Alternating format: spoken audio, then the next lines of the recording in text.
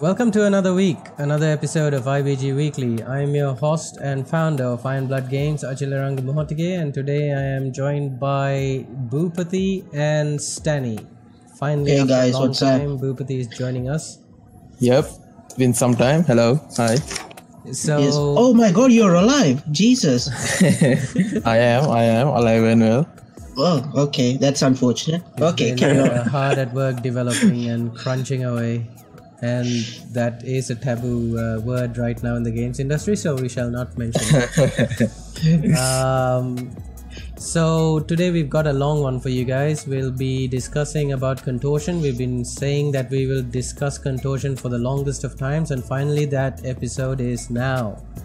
And so we'll go through the whole process of how this project came to be, why it exists, and more in-depth breakdown from Stany on the intricate story that is put together for us. And you know, by the time you've listened to Stany, I guess there'll be a lot of so that's what it's for from all of us. It should be. It could be the other way. Something like. Yeah, I'm probably guessing it would be the other way, but it's like, okay. What do you mean the other way? You mean like what? You mean like we'll be more confused because you know Stany, man. What is this guy talking about? Oh my god. Okay, something Let's like hope that. not. But so let's start our discussions. But before that, we will also have, after this long breakdown and in-depth discussion, we'll be talking about some juicy news tidbits that's occurred this week, and that is the stuff with the E3 rumors and confirmation. We have Marvel's Avengers game. We got Cyberpunk that is confirmed not to have a playable demo, but they will have a demo, which is in fact they will have a closed door demo, which is different to the one the public is seeing. No, right? they're not gonna have a playable demo either, but they are gonna be showing something. But we'll discuss that later. Yeah, it's not playable, but they will have two demos to show people, closed door and for the public.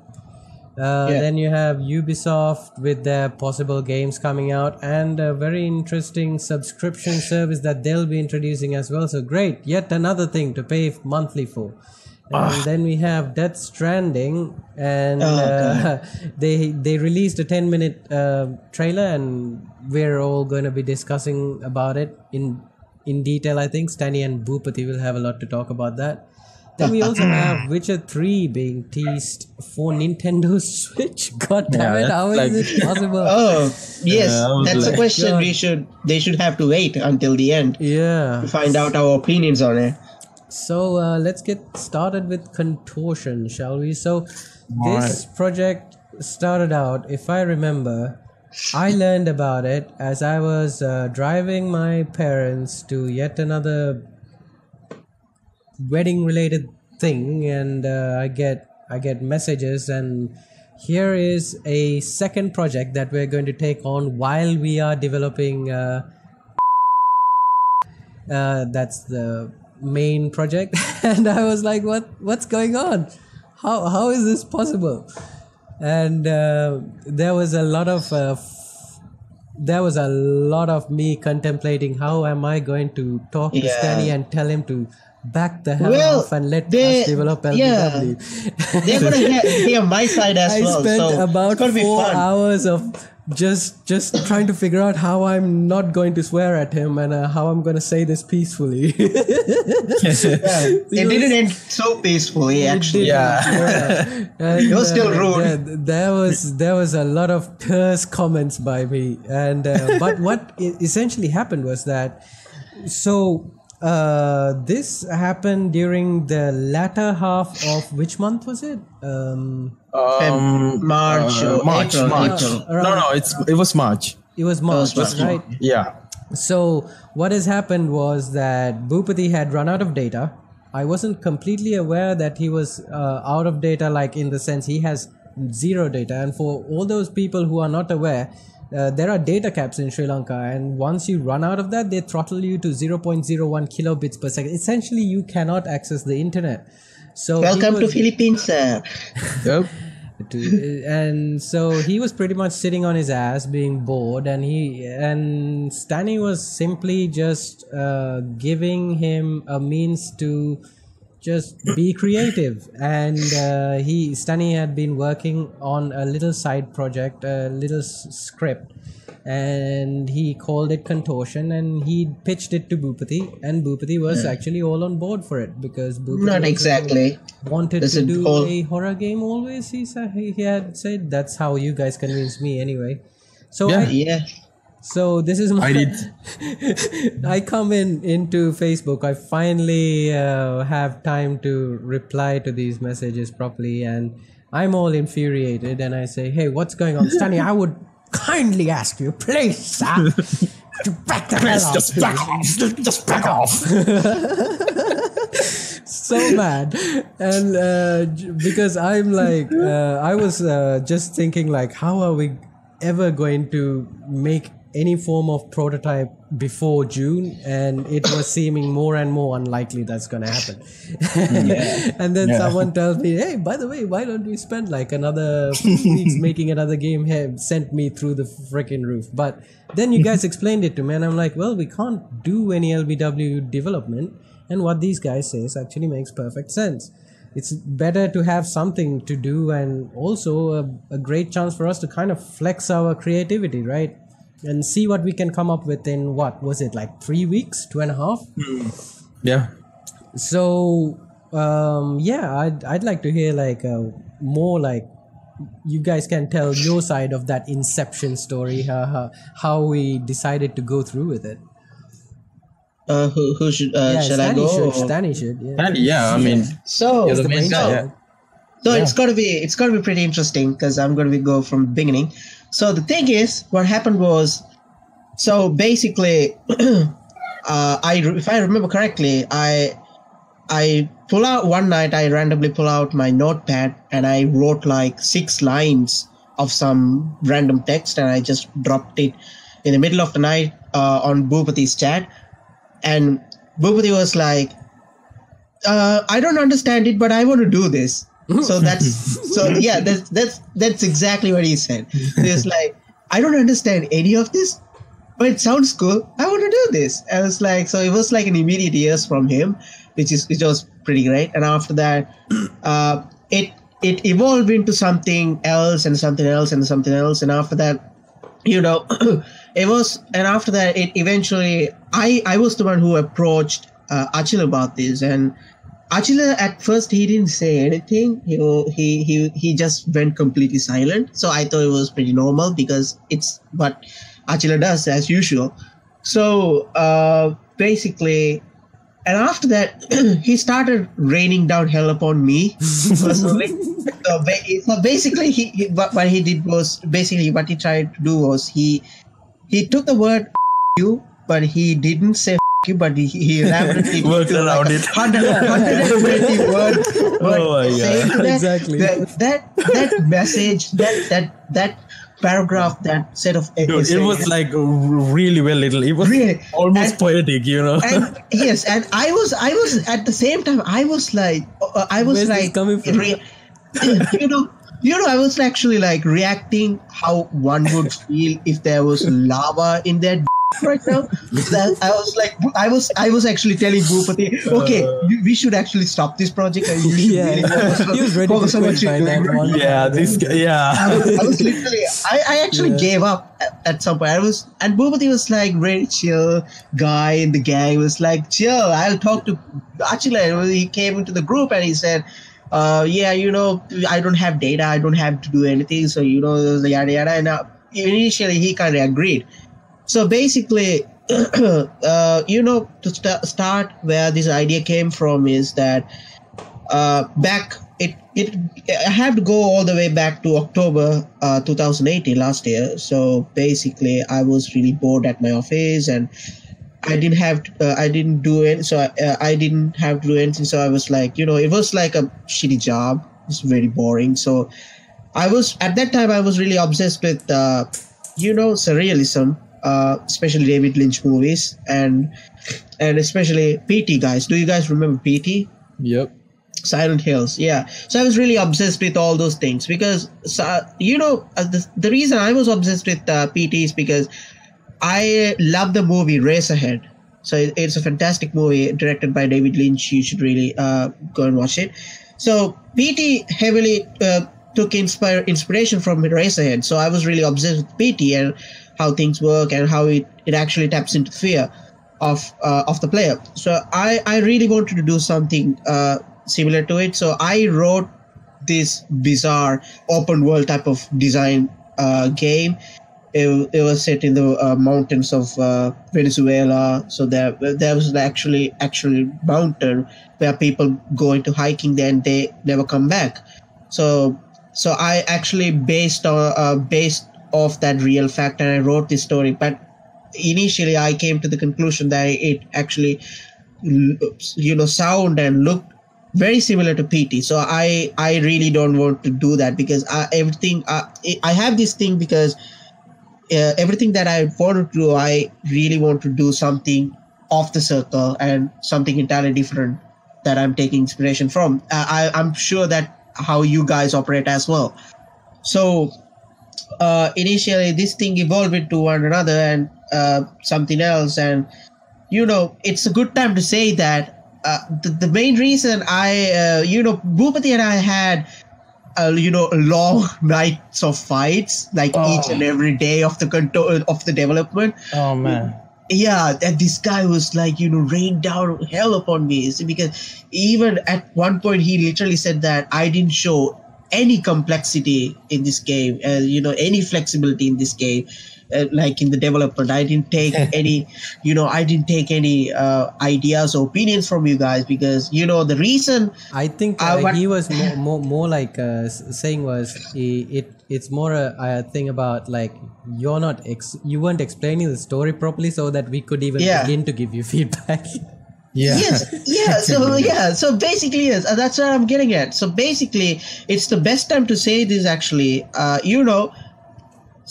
To say that the least, I have to say this. I'd like to keep this short because you guys know what's surrealism, right? I don't have to explain it, right? Yeah. Yeah. So basically, David Lynch, what he does is he basically takes surrealism and he does it like in an imperfect way, Mm-hmm. So when it comes to surrealism, there are things that are normally like perfect. But in Lynchiism, it's entirely different. He does whatever's perfect, he takes that and he makes it imperfect, impure, and he calls his style.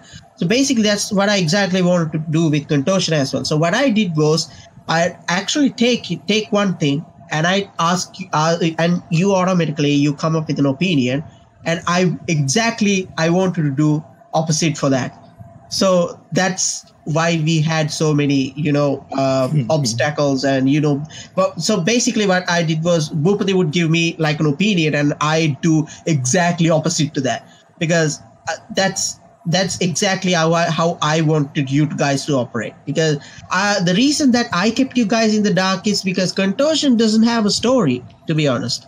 It doesn't have a story. It has a message that I'm trying to say personally. So basically, have you guys done crack before? No. Neither have I. Buddhist children.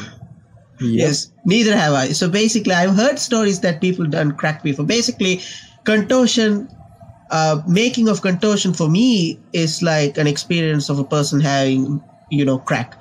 So the thing is, I created Contortion, and after that, seeing all those people, all this gameplay, they are expressing their own set of ideas, and it made me realize, holy shit, what have I done? And it like completely gives a total new meaning, even for me as the creator. So that was a pretty interesting story. So for an example, I based on Contortion based on schizophrenia. So because I have a keen interest on that specific disease and how it actually operates and things like that. So basically, I based on that, and but people started, talking about war trauma and stuff like that, sleep paralysis and stuff like that. I found it very interesting as the creator. This game has totally different meaning. So that's why, even though I remember that Achila asked me to explain Contortion before this podcast, so it doesn't really throw him off. I really tried my best to explain it, but even though I was lost without an explanation myself, but it was pretty interesting that so many people who played Contortion actually came up with their own theories, because that's exactly what I wanted from this game. So I think that Contortion really has different meaning. It sends a message about war trauma, schizophrenia, sleep paralysis, and loneliness. It has so many different things. I don't know what you guys got out of Contortion. I really would love to hear from you guys. So is there any questions you'd like to ask? I hope that I made everything clear or more confusing. I'm not sure what I did right now. Well, I don't know. Yeah, I guess there's also the kind of reaction you wanted out of that. More interested in the message that you have also worked into the game. The way you pitched it for me when you were the way I agreed actually to do it, because I thought it was a very clever project, was not the whole the surrealism and all that. That's a plus. But when you told me you were going to put in, like, it's just like PT, you were going to work in kind of a prelude to another project that we were working on, and you were like, and I was like, okay, that sounds clever, might as well do it. I mean, it didn't sound like the perfect time to be making something like that, but it's always great to experiment and figure out how that's Contortion, it's good that you brought it up, because Contortion is heavily an experimentation from my part, because I'm like totally obsessed with Twin Peaks, and ever since I watched Twin Peaks, I really wanted to do something based on that concept of Twin Peaks. So yes, that's why everybody can see that it has that gramophone thing going on, because it's basically there were comments on YouTube videos saying this is heavily inspired by I did see some comments too. So basically, the thing is, and also you guys need to realize that I put together the whole thing for Contortion in a single night. Okay. So so basically, that's what happened. So it needs to happen like that when we have only 2 weeks to make it. Yeah, so basically, because of that, it had so many things that I didn't really like. So that's why the game literally went under so many constant changes, even though during development. And Bupathi was so pissed at me, and he was like really ready to kill me right now. And actually is the one who actually protected me from Bupathi for a while until it's like, Achila would be like, basically he came up to me on private and he said, don't stress out Bupathi, because he has a lot on his plate, man. If you have anything, you just come to me. I'll just pass the message around. And I agreed. That was a good idea. So that's what I exactly did. So I whatever I had, I just went with Achila, and I told him that, this is what we have to do, and yada yada, stuff like that. Surprisingly, the title Contortion actually came out because I was really scared of Bupathi, because Bupathi kept demanding me a title, and I didn't know what title I should give him. So I just went into internet and I just searched a random word. Contortion popped up, and I said, Contortion. There you go. You have the title. Because the reason I went with Contortion is because I really wanted to put the players off the radar. So because, it's, when you see Contortion, people will have a different mindset. What is this game about?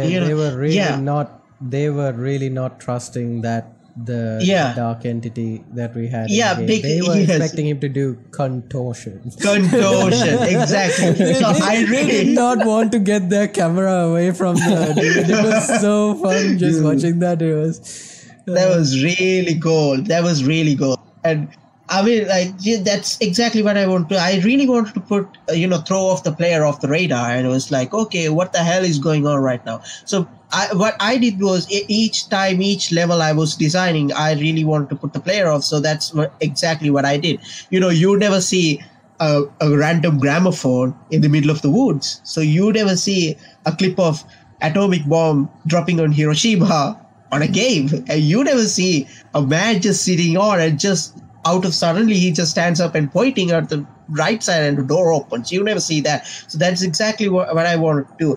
It will be pretty interesting when I start talking about all the process of the audio design and the character design, the inspiration. I think that this everything will be interesting ones. But I'm actually out of words. But I hope that if the host could help me get all those things out of asking questions, will be very nice. Well, like if we were to go by level, like you said, you made a lot of this was in fact just surrealism at play. So yes, a lot of these stuff don't have a deeper meaning other than just to make the player feel like he's tripping, I guess. Well, it does have a message in it. It doesn't have a deeper meaning. Yeah, it does have a message in it. Other than that, I mean, like from the first level, for example, there is a level where everything is flipped upside down, backward, in and out. And is there a special reason for that? Yes. So basically, if you pull up that poem, that actually Contortion, if you go to the each page, you can see a poem instead of the game's description. Yeah. I based the whole concept with that poem because it tells about this lonely spirit kind of like guiding through these realms. So it's kind of interesting. So that's exactly what I'm trying to do. So it's people actually assume that it's kind of like I'm talking about like time travel and but it's not time travel. It's something else. So what I can't really, because I don't have an explanation for that thing, why I exactly came up with that idea, but I'd love to see people like literally theorizing that. But the real reason behind it is that if you really read that poem, it has the explanation. Basically it just says endless pathway and on a reason, hope and light we felt in treason.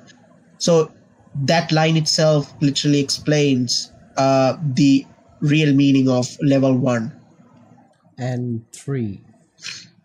Yes, and 3, yes, of course, and 3, of course. So yes, and also it was pretty interesting actually. If you guys remember level 2 and 4, the whole thing was supposed to be set inside a house, right? Yeah. So basically Achila, while he was working on the character, he sent me this screenshot on Facebook.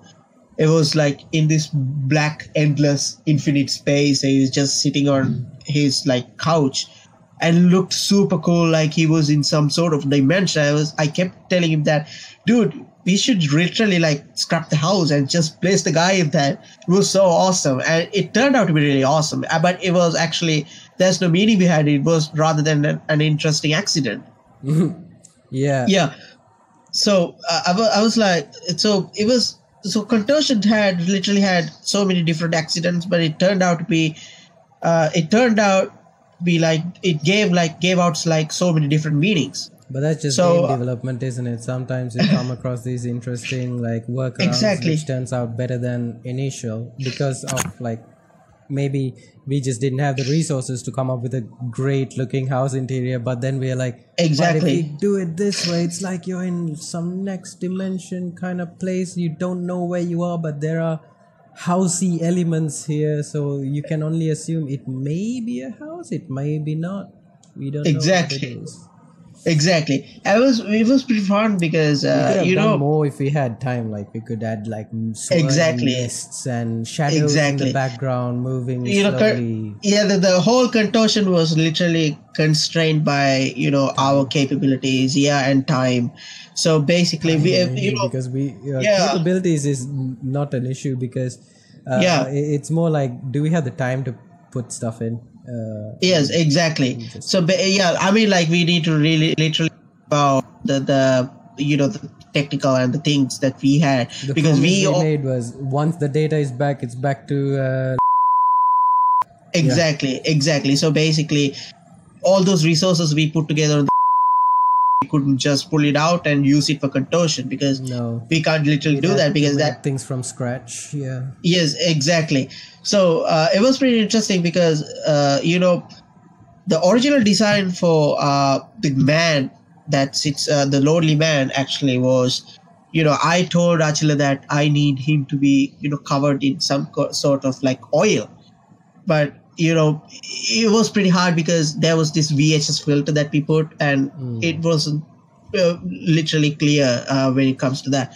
So the inspiration behind that man was actually, there's a painting called The Anguished Man. Have you guys heard about this painting? It's pretty interesting. I think I know it, but you could put an image of it. Is it that dude on like a bridge like place, like holding his arm and holding his head in his arm, like No. That's Vincent Van Gogh. Yeah, that's Van Gogh. Yeah. No, this is a different one. Actually, there's no evidence of who actually painted it, but people say that this guy literally painted this painting and he mixed his own blood with it. Okay. And whoever owns this, and after completing this painting, he actually committed suicide. So actually, so basically, Painters, dude. Shafraz, don't do he wrote like one capital ship and he's like, this is it. This is it. I'm gonna lace my blood with it. Yeah. Okay. Oh my God. One of the models has his blood in it. My last piece. One capital ship. Achila's been freaking, burning a fire underneath my ass to draw. Maybe I'll mix one of my blood or something on the script that I'm gonna be writing. Yeah, no thanks. No thanks. Yeah. So as I was saying, so this guy literally it came out to the sale and some guy bought it, and ever since that his life started like haunted and some. So if you literally see the painting, but it's super creepy. Oh. Yeah. So this is what this is the inspiration that I had in mind. So we named that guy Scratch, but that's not the name that we wanted. It was just the name that we had for that character. Crap. So Scratch. Yeah, I just saw the image. That's all. So yes. Basically that's the inspiration. So I even told Achila that once I start talking about where this inspiration, where I drove the inspiration and all the things, it'll be super creepy and interesting. So that's where the real horror lies spawn. So especially I worked on the sound design for a week actually, as I was working and these guys were developing. It was like going side by side. It was a disaster total. So the sound design was pretty interesting because I designed it myself, because I literally wanted to take a liberty, and that sound design wouldn't have worked without these guys' talent and vision of it. So basically, to talk about the sound design is that in the level 1 there's nothing interesting, but in level 2, if you can see that the background noise, there's this noise kind of thing. Can you guys hear like in the atmosphere? No. In the second one, is it? Yeah, the second one. Yeah. So that environment. Can you guys guess what did I use for the environment? But I think you mentioned something about space, something, right? Yeah, you did mention something like that. Yeah, it's the electromagnetic waves of planet Jupiter. Oh yeah. Captured by NASA. So basically, Yeah, so it kind of, you should actually you can go to YouTube and see. So you can actually hear the electromagnetic waves of every other planet in our solar system. And so far, the creepiest ones are Pluto, Jupiter, and Saturn. Okay. So and Sun, of course, Sun. So basically, and also, if you can see, you guys remember the song that plays in the gramophone, right? In level 2. That some sort of Castro song, right? Yeah. So it was before it's Ave Maria performed by this guy Alessandro Moreschi, and he was like a castrato singer. Are you guys familiar with castrato singers? No. Yeah. You did really mention that. Yeah. So basically, what they do is to preserve that type of thing, they would cut their genitals, testicles, and they do that while the guy before hits the puberty, and it'll like sort of like preserve that kind of prepubescent voice. So in the early stages they would cut that off, and that Ave Maria, that particular song is so cursed because you can literally feel his sadness because he sang that and he died. If you guys familiar with this Junji Ito kind of comic, where this singer kind of, I don't remember that name of the comic. I'm asking Bupathi, do you remember that? Yeah, no. This singer kind of sings about these people kind of become obsessed with this particular song.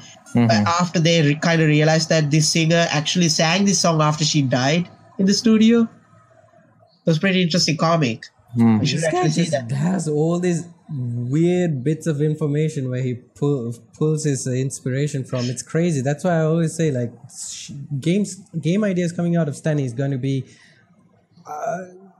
unique, is putting it lightly. Yeah. Straight out of mental hospital. Kind of, right? But here's the thing. Here's the great thing, right? We have this resource. Like, so if you just take the Sri Lankan games development scene, right? Everyone's making a shooting thing, fantasy thing, something like everyone's seen already done. But then we have a Stany. It's like Iron Man telling Loki, what do you got? And we have a Stany. We have a Stany, and he's gonna come up with some shit this world has never seen, probably. Most likely. And he, like Contortion, like a lot of people who actually played it had no idea what the heck it is. But a lot of people who like that kind of experience really enjoyed it, apparently. I haven't finished that, and my ego is sprouting right now. Anyway, so basically, you can see that, and also you can hear this crying sort of thing, right? In the background. The sound of his voice kind of breaks, and So there's nothing special about that. I just wanted to pay tribute to PT, where I originally drew the inspiration from. So actually, it's the voice of that comments noticed that as well, and I didn't notice it. I thought he was just tripping. Actually, Bupathi literally wanted to remove that because he thought people couldn't hear that. I told him, I insisted that he should literally keep it because it can be literally hearable in a good set of headphones. That doesn't mean I'm not telling that you don't have one. You do have one, but at that time you managed to miss that. So I just want to pay some tribute to PT. So I used sound bits from the original game and just put it there. And especially people think that in level 4, where that Hiroshima sequence comes on, that's where the actual concept of the game relies on. But it's safe to say that it isn't. That feels like that's the only part that I feel is the big hint at the message. But actually it's not. Level 2 is the big hint. Level 2. So level 2 is the big hint. So that's where the surprise actually kind of stays on. So basically in level 4, the atmospheric sound that I used is actually Pluto's electromagnetic waves. But I kind of cleaned it, and I added some monkey screeches, and I just slowed it down to 800 speed, and I reversed it. That's what I did. So fun with audio. So basically you can hear that in level 4 you can hear some sort of like voices, right? Something so basically those whispering. So those whisperings are actually confessions of the survivors of both Hiroshima and Nagasaki. So they kind of read so I had to reach out to these people and I asked them to I kind of asked them to give out the messages, because I have a good consultant. His name is I can't remember his name. His name is Matanoki or okay, I'm sorry, man. You're a good guy. You help a lot. But I don't remember your name. Damn, man. Seriously. Talk about ungrateful. Disrespectful. What is the disrespectful word in Japanese? Seriously. Put it like... He doesn't understand English, so I'm safe. Commit seppuku now. Yeah. Yes. Commit Sudoku. Sudoku. No Final Fantasy. So basically, these write the script for the next game, but do it. So basically, this guy literally reached out to these people. He got me these confessions that they had, and I kind of had to translate this, and it's my own voice. I kind of like read it myself, and after that, I kind of toned it down and added a gruntle filter effect to give out that eerie feeling. The reason that I did it, it feels like a whisper, is that the original inspiration behind what I want to do is, you guys familiar with schizophrenia, right?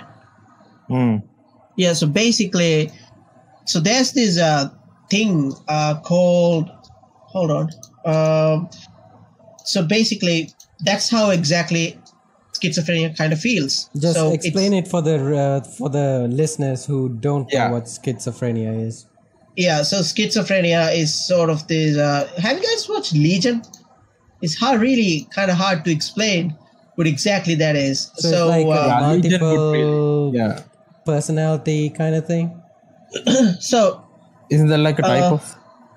No, not exactly. That's like multiple. So schizophrenia, it's I can't find that was Patricia. Yeah.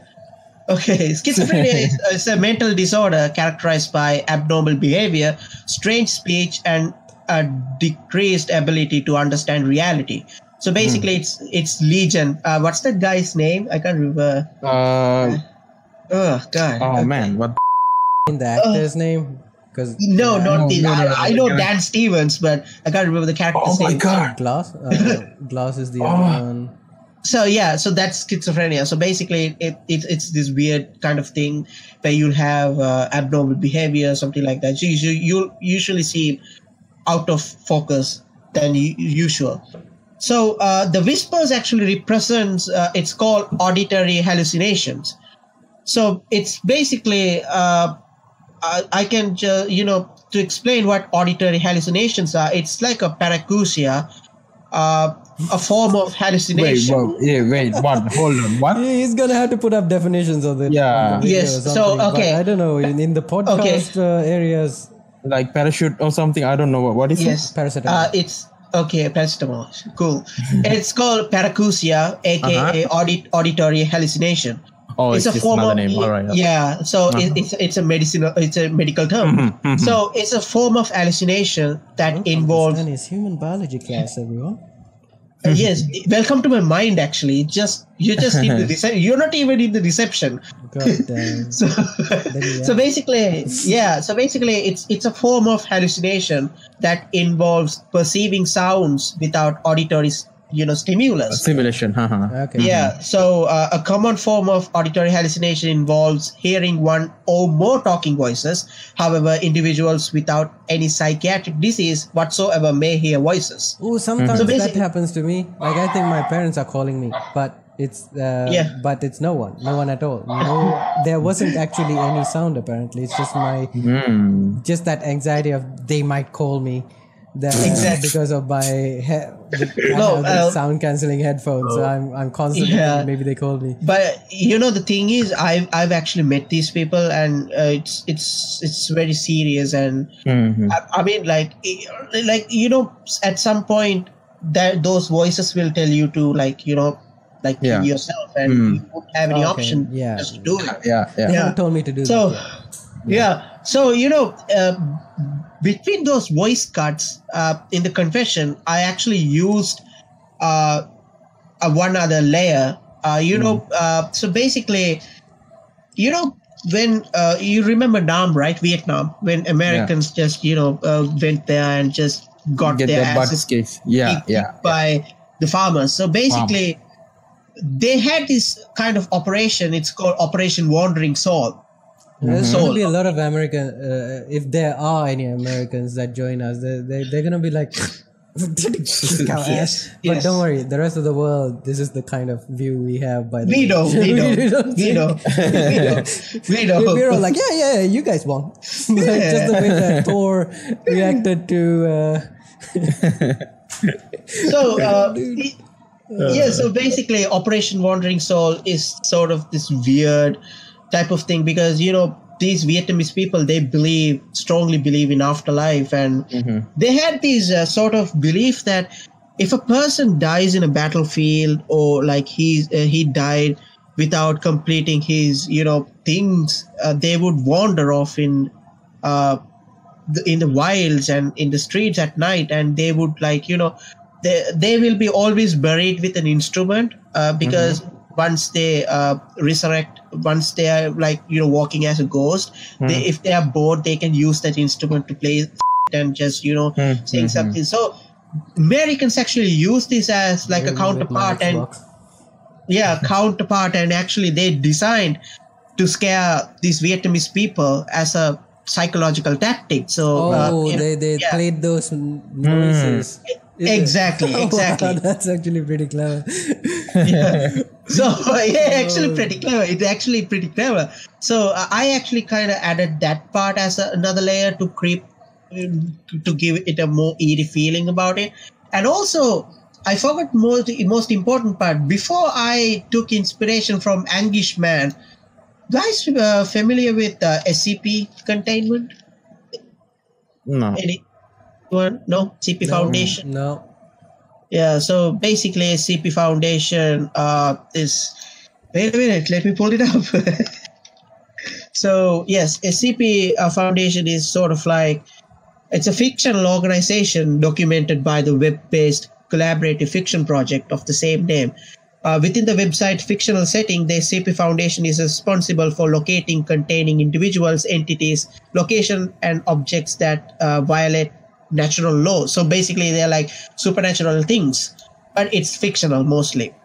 So basically so these SCPs, all these entities, they have their own SCP kind of name. So basically I based off the character scratch of this SCP called SCP-106. So basically it's you can just pull up right now at Google and just see, and I just want to hear your expression once you see that. Can you guys do that? Well, what is it? SCP-106. Yeah. This images. Okay, nightmare fuel. Exactly. What the hell, dude? I have to sleep. Yes. All right, why was I the one to open this? So I'm scared of Metroid Prime. What the Okay, enough with F-bombs. I can't scroll out everything. Good for you. It's You've got anyway. 42 minutes right now to edit anyway, so I'm gonna drop F-bombs in just to get back at you. So with SCP-106, no physical interaction with is allowed at any time. All physical interaction must be approved by, something like that. So it's basically once you come in contact with this thing, it would drag you into this pocket dimension, and it just keeps you as it's like a sort of food, and it will just preserve you until if it's become hungry, it would come into the pocket dimension and just eat you. So yeah, that's the original inspiration I had behind Scratch, to say the least. So, and also most people who play the game keep mucking about the date. Yes, I'm going to talk about the date. So 20th January 1946 is the birth date of David Lynch and astronaut Buzz Aldrin. I really, I literally love those two. So I just literally want to kind of pay tribute to those people. So 9th August 1945 is the date where US dropped Fat Man over Nagasaki. And the time is 11:02 a.m. And 24th of February 1989 is the death of the most famous fictitious character, Laura Palmer of the Twin Peaks. And I kept telling you guys to watch Twin Peaks and you guys still didn't. So I'm really sorry about that.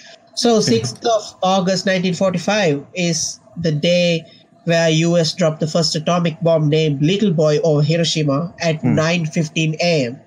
So the original title I wanted to go with the game for 681945, but since I was literally scared of Bupathi, and for my life, I went with Contortion for some reason.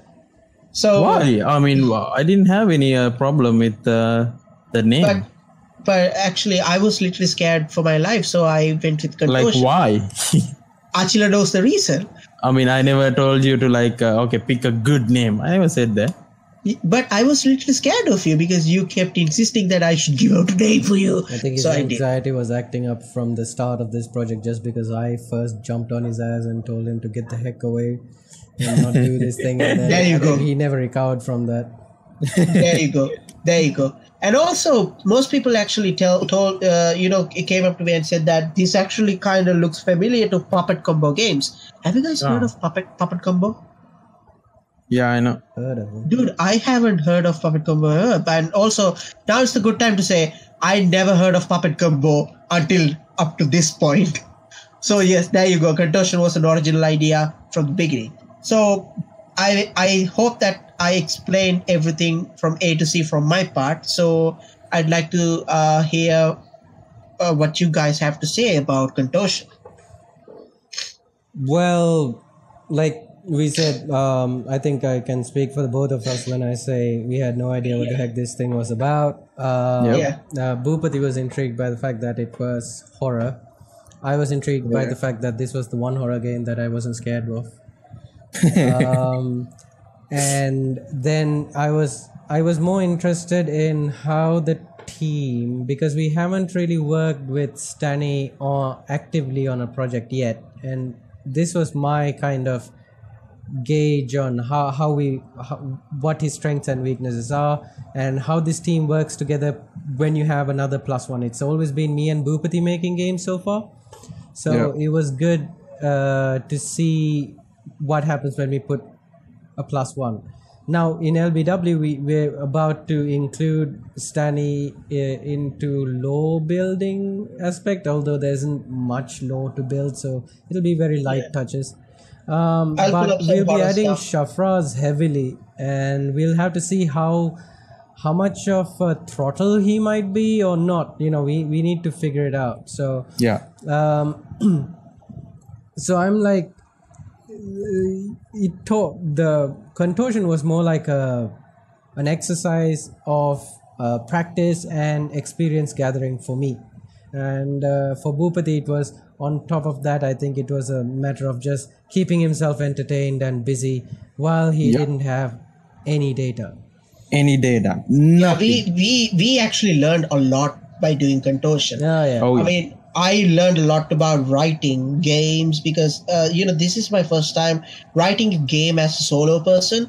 So, I learned a lot. And I actually, between all those fights and stuff, what came of the outcome is that a great game after all. And after that, we had a good run. It was a good experience. And as our first public PC game, it got a great reception. Yeah. Personally, I wouldn't say I'm like 100% satisfied with the quality of the game, but then when you put into consideration the time constraints, then I'm like, this is actually pretty good. Like how we built this out. And so even like in the middle of the development, I knew that you guys were like, this game isn't going to work out. But I had this gut feeling that, you know what, people literally like to like things that question them like directly in the face. People literally tend to go after things that kind of like makes them like creepy or like makes them curious. So that's the exact same feeling that I had in my mind. So that's the that I knew that people would literally fall for this. As of now, Contortion has 2,789 views and 675 downloads. So that's like a good thing, right? That is very good indeed. Yeah. So I mean, like, despite all these fights and stuff, I'm really proud of you guys. We got downloads on our mobile games, I think. It's this game has made so much success on PC that it has made me feel like you should just make PC games. You should just make smaller PC titles that we send out, fun little titles. It's always nagging at the back of my head, but I'm swatting it away because LBW, man. LBW is a great game. LBW. So, we keep saying LBW, and a lot of Sri Lankan viewers are going to be like, what? Leg before wicket all the time. Yeah, I thought it was like a porno movie. When you guys came and told me, okay, LBW, what genre of porn is that? The best kind. Oh, they're the best kind. I mean, like... Hello. Yeah, hi. Yes, that is cut out for a second. Yeah, what were you saying? Yeah, so basically, I really have to thank you guys because, we had so much fight or things like disagreements and stuff like that. But still, it kind of gave us this sort of thing to learn how we should communicate with each other in the team. So, yeah, that's good that. And also, I came to the conclusion that I should never ever directly talk to Bupathi if I have anything. You shouldn't. You're still not skilled at production. I think we'll still have to handle production. But I said, I don't want to be doing absolutely. No, I'm not touching production. So I'm like, I'd rather Stany understand. Like, just watch me and observe how I do things and at least help in the process. I don't want to go through too much stress when it comes to communicating ideas between writer and programmer. Yeah. So what did you guys actually learn after I explained this thing? That it was deeper than I thought it was, and I'm actually happy that I got this explanation because otherwise I'd never have gotten it. Until you explained it just now, I didn't.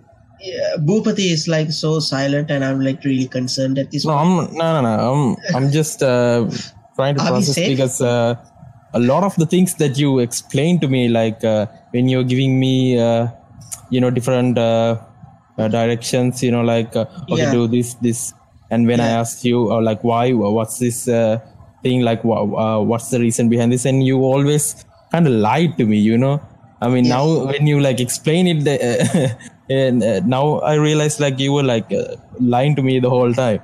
Yes. So the real reason behind is that, if I explained that at that time, it would have totally made any sense at all, Yeah, that's true. But the lies you told weren't any, useful. Yeah. Didn't have any. Yeah. So basically, I was actually misleading you guys. Misleading you guys because what I literally initially expected from you guys is to, bounce off this idea, and I take that idea and I do exactly opposite to that idea. So that's what I was actually doing. So that's why, that's the reason behind all those lies. So yeah, what's next of the roster? Right. So, what final thoughts from what we learned from this project is actually something that's important to give out to people who are actually more interested in that thing. I think there's a lot of people who are just interested in like, how did we grow? And I think the lessons that we learned were, like Stany said, he understood that the whole production aspect of it needs more a better, finer touch, to put it lightly. And then for me, I learned about optimizing, because I set up the forest scene and the forest scene is to this day I'll say it's not optimized well, because I did not know a lot of the things that I got to kind of touch on when after I actually made the scene, which is just how foliage works and foliage systems, and how you kind of segregate these items so that it's much more efficient at rendering the scene and all that. So I learned a lot on that, and I learned a lot on just how to manage a team and how to delegate information. Towards the end of the project, I got to use it a bit, and I think Bupathi just learned a lot more on rapid prototyping. He learned how to make me his bitch. I'd like to know, like, Bupathi, from this project, what did you get? Well, to be honest, the entire project was actually put together within like 2 days, and then what followed was like production. I mean, retouches and just moving stuff here and there, and putting together some animations and stuff like that. And what I learned a lot about was actually lighting. And the thing is that so far the games we have done, we didn't really use lighting that much, because all of the games weren't really like a fixed camera position, and just you're looking at usually from just one angle, one perspective. It doesn't change. It doesn't change. So it was kind of awesome to work on something story based, so you got to learn about like events, how to like fire out events, and like progress the story with the gameplay. So I learned about that. I just learned that on the fly, didn't have the like game itself was pretty straightforward. All in all, pretty straightforward. It's just it wasn't anything. While building it, we were like, oh, so look how lighting works, because initially we'd be like, just adding god rays would just tank the frame rate down to like 20 FPS on a GTX 1070, and we're like, why is that doing that? And then we'd be like, oh, right, we might have to bake lights and just check this and that. It was pretty interesting seeing all that, and we are now more aware what it will take to make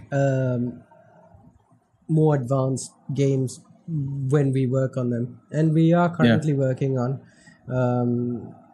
Project LBW, and in that we will be using some of the lessons we learned, especially optimizing scenes and lighting. So that's all great. So we actually walked away from it with a good title that surprisingly got a lot more downloads than we expected, and a lot more coverage by YouTubers, and who genuinely also enjoyed it. On top of that, we learned a ton of lessons on teamwork to just personal experience and all that. So it's for people thinking like, why is it a good idea? It's like, depending on your circumstances, it might be your opportunity to let your team just level up. That's because that's what happened when we sent out Contortion. These three people that you're listening to leveled up. That's the simplest way I can put that. So with that, that is like everything in regards to Contortion and our whole experience and process and stuff we learned from it. Hope you guys enjoyed that breakdown and discussion. And we'll now move on to the news in the games industry, and we're going to arrive at the E3 topics first. So I'm really excited for this. The Avengers being the Avengers game being shown on E3 is something I am definitely looking forward to seeing, because I just want to know what it is, and I'm hoping it's not an MMO. Yeah, I hope that too. I hope it doesn't end up like something like Marvel Ultimate Alliance, where you just pay it on the top of the camera angle. Dude, I'd love to see an Avengers game like something like Warframe. That's what they're trying to say, actually. That's exactly. I mean, I thought the same as well. That might be good, dude. I had the same thought. I'd like pay for that because customizing your hero. Like so far what they have confirmed is that we will have all the Avengers that they showed in the announcement trailer, and we will be able to customize each one of them. It's basically like going to be something like Destiny. So isn't that like that MMO that came out for PC with all the DC heroes, and you can kind of make... No, it's the thing is but the thing is, this isn't an MMO. It's like a cinematic. I'd like it to be more solo. Cinematic. I'd like it to be solo more co-op, close and personal. I'd like this game to just be like one of those co-op story games that's just bang one and done, no live services. I wish it was, but I don't think it will be. I mean, it's not going to top... expecting it to be live services. Oh, no. I mean, it's not going to top off Cyberpunk, actually, it's something to be... really... Yeah, I mean, I'm looking forward to seeing that. But they said that... so they have mentioned that they're going to show gameplay. Show gameplay. You're not going to be able to play it. And they will be showing one to the public and one behind closed doors. And most likely the one they're showing to the public is just what we've already seen.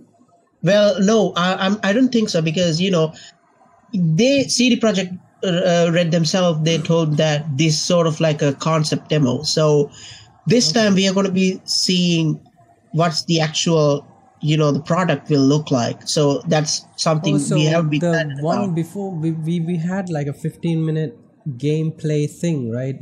48 minutes, dude. That was like 40, right? Yeah. 48 minutes. Yeah, like an hour long. So that was like an entire sequence where you played a full mission. What else could they... What do they want to show? Just give us the game. At this point, the reason they were holding, that was the original demo. The new version, and they've optimized it, and now you'll realize, look at that, the textures are just so sharp.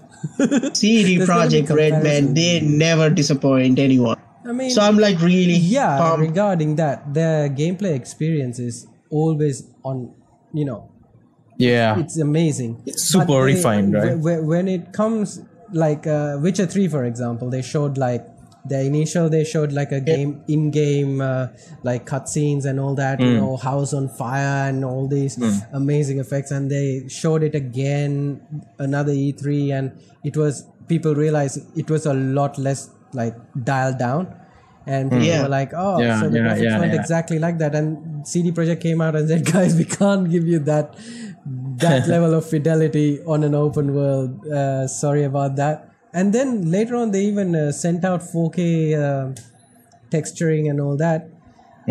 So I'm like, they're not full Ubisoft, but I guess we should temper our expectations, and if the graphic fidelity isn't as great as what we saw last year, that's true. You should always it's better than not lying, actually. Yeah, because they're going to be showing it at E3, so they're not trying to cover up anything. So that would mean that they're upfront about what experience and what you're going to experience. So that's always exactly. Great. Yeah, exactly. So I'm just looking forward to seeing what else they can show, because I felt like they showed us everything that we needed to know without spoiling ourselves last year. So I'm like, I'm not even sure I want to look, just in case it's spoilers. So, so there's, other than them, we have Ubisoft just going to be doing their usual reveal stuff for their games and stuff. But they will be... a live service, a subscription service. Is that a rumor? Is that 100%? No, it's sort of like a rumor, but it pretty much makes sense. Something like EA Origin Access, where you will be able to play games like a week before the release or something like that for a higher price. And I think that's sort of like a dick move to do. But still, corporates, man. I mean, Yeah, of course. I mean, there's a topic that hasn't been mentioned here, but that I am excited by is the fact that Microsoft saying that their games that are on the Windows Store, they're going to be sending more of those titles out into other platforms like Steam. Not Epic, Epic. I don't know if he specifically said not Epic, but he did say it's not going to be restricted to one platform. Kind of, they're just gonna make it available. But he specifically said it's going to be on Steam, right? These games, more of their games are going to be available on Steam. So it's like he's showing the support for Steam right there. And it's also a great time to be doing that because he's just earning extra points with the PC community because of the whole thing. That's great and all that. Exactly.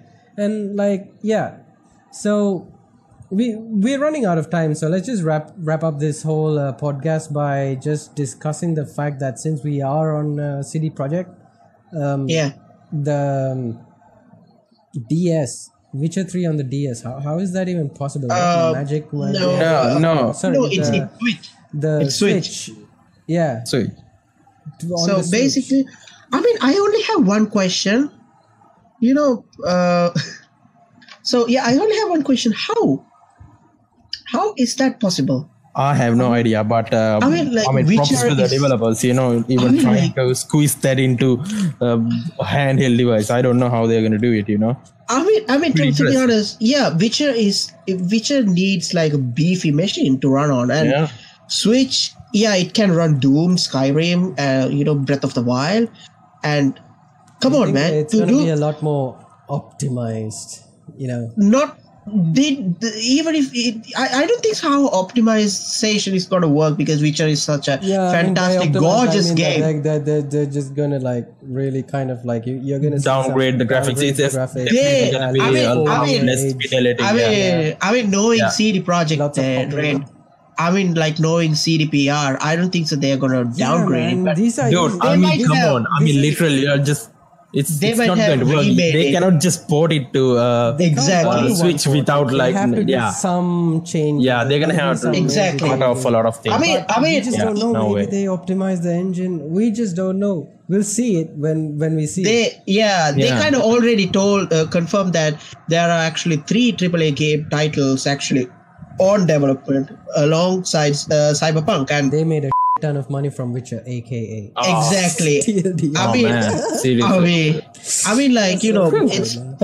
It's possible that this could be and also they say that one of those AAA games is something out of the Witcher world, Witcher universe.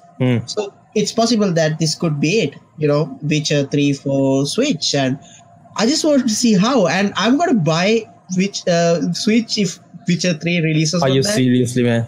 Dude, come on, man. Why? It's awesome. Why?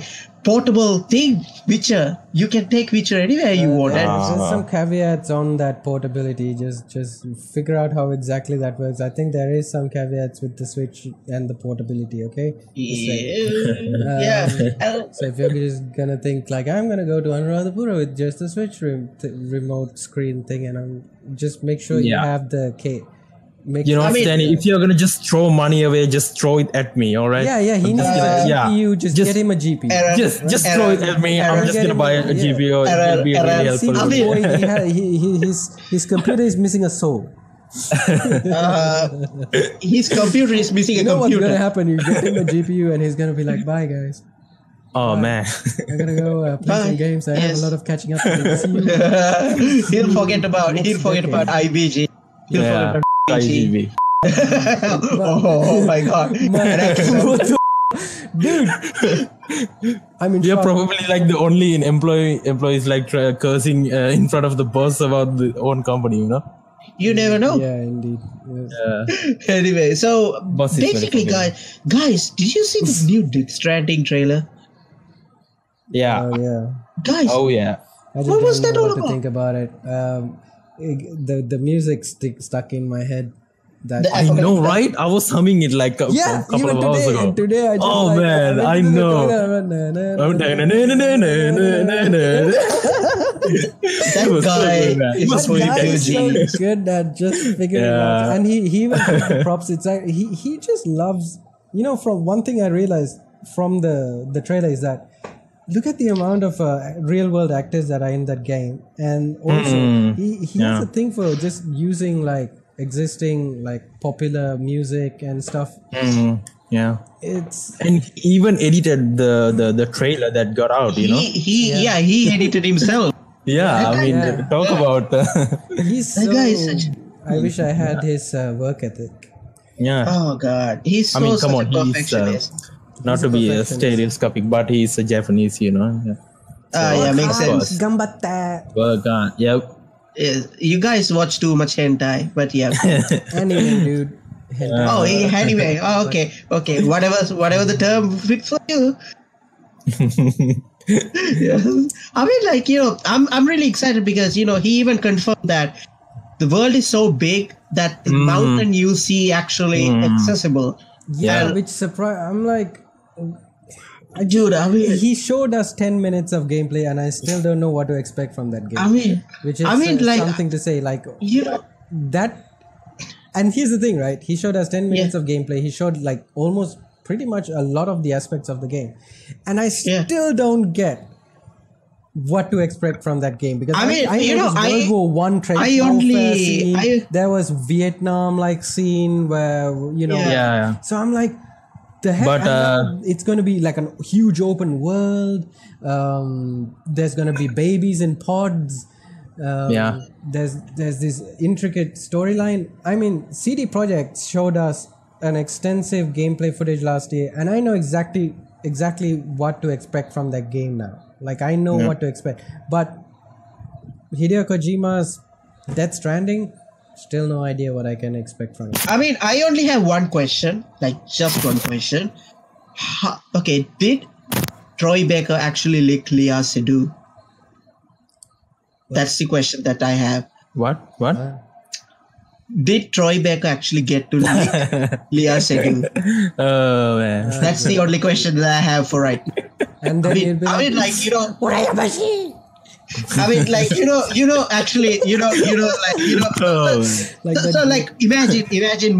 they both in the mocap suit. Yeah. Like Kojima comes in with his translator. All right, and now just lick. Yeah, no, I mean, like, he kind of like tell something in the Japanese, and the translator guy was like, "Okay, Troy, you just have to kind of these two guys will hold Lea, and what you gotta do is you just go over and then just lick her. That's what you gotta do, and your day is done." And Troy was like, "Oh yeah, come on." You have and and also, like, come on, it would have been done in a single take, right? Probably. How many takes would I would take? Like, there's only so much of baby oil you can taste off a woman's hand. Yeah, true. Oh yeah, that makes sense.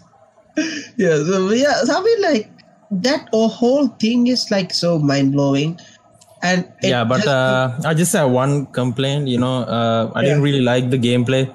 I don't know. It was kind of underwhelming because it was you just saw him hitting people with briefcase, right? Yeah. And it was like Fortnite, like crafting. I'm like, briefcase really? I mean, yeah. I mean, the thing is that I kind of expected a little bit more, because I followed his tutor. Combat kind of thing. Yeah. No. No. AAA action kind of. No, nothing. I thought it was going to be like groundbreaking because I followed his you didn't Twitter know what to expect, account. But you were expecting something more than that. No. I mean, I followed his Twitter account and he explained like this stick and rope analogy thing. I mean, did you see that? Strand, yeah. Yeah, Achila, did you? No, I don't. So no, I mean, he says like at the beginning, humans first made the stick as their first tool to put like a distance between you and an enemy. All right. Mm-hmm. Yeah. And then the second tool they made was actually a rope to protect and keep things that you care about close to you, you know. Yeah, and keep them bounded. Yeah, and he said that pretty much all the games are actually using the stick as their gameplay.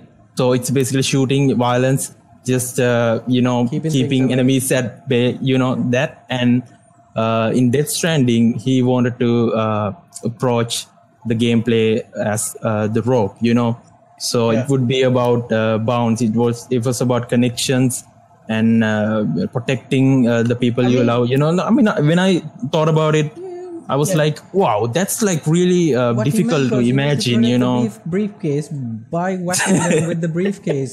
You need to think more simply here. I mean, considering Kojima, guys, this is Kojima, right? Literally, and this guy, he might have had, he might have facts in some things that he hasn't revealed yet. So I know, exactly. That's what I'm telling myself, So I think that when I started playing the game, the gameplay would make sense, Because I think it's more to keep yourself alive. I think this game is more like hardcore survival focused though, because they show that there are things that you just can't fight.